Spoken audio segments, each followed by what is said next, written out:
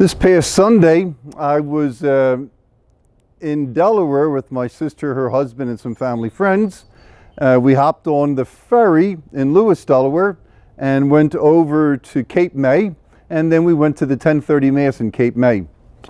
And I just sat in the pew with my family and our friends, and that's good, I think, every once in a while for a priest to do that. And so I kind of paid more attention to the readings to see what it would be like kind of sitting like a layperson. And a lot of this depends on the quality of the reader, and the readers were pretty good. But knowing a little bit about a reading before it's actually proclaimed really does help you to listen to it better and to understand it. And hopefully that happens now when we read these bullets from the Connections program that explain the first reading and the second reading.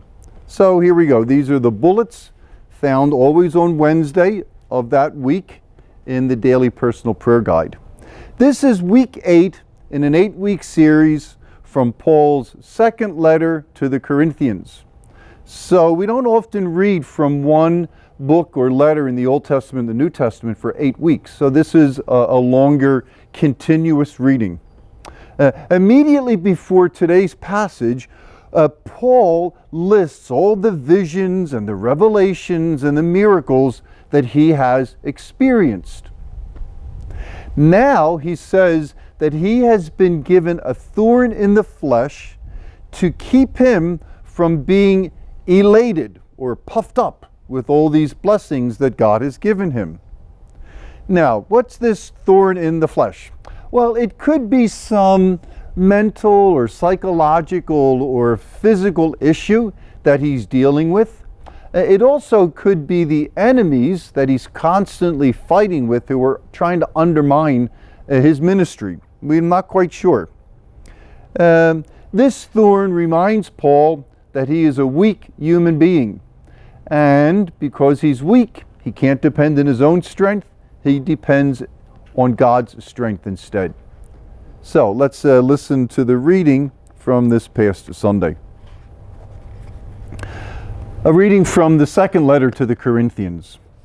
Brothers and sisters, that I, Paul, might not become too elated because of the abundance of the revelations, a thorn in the flesh was given to me, an angel of Satan, to beat me, to keep me from being too elated.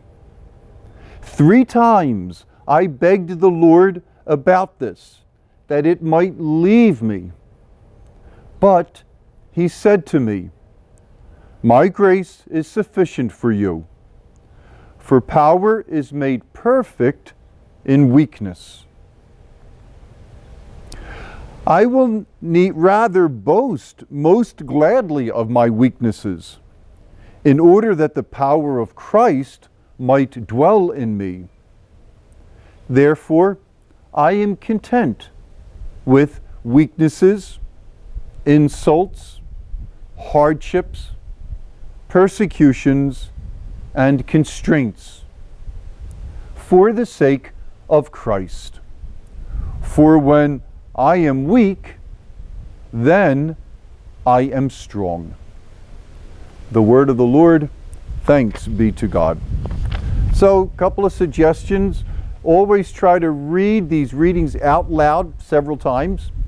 Try to read them different ways, emphasize this word or that word, or if Paul makes contrasts, I am weak, but I am strong. Say that out loud and try to feel it. And it helps us to appreciate the readings even more. So Paul, as I said, a lot of blessings in his life, given some mysterious thorn in the flesh. He asks God to take it away. Instead, God says, you know what, Paul? I think I'm just going to let you deal with that, because then you have to depend on my strength. And then Paul says, you know what? If this forces me to depend on the strength that comes from Christ, I'll take the thorn in the flesh. And if you notice, he does have a list there, 5 different troubles that he's dealing with. So it kind of balances out the previous list of all the blessings that he has. You know, we all deal with different struggles in our lives too, and different weaknesses. And sometimes we pray to God and they're taken away, and that's good. Sometimes they're not taken away, and maybe they're given to us so that we depend more on God or depend more on other people. So again, hearing a little explanation of a reading is good. Hearing the reading is even better. You praying the reading on your own and journaling about it and thinking about it really is the most important part of this exercise that we call the Connections program. God bless.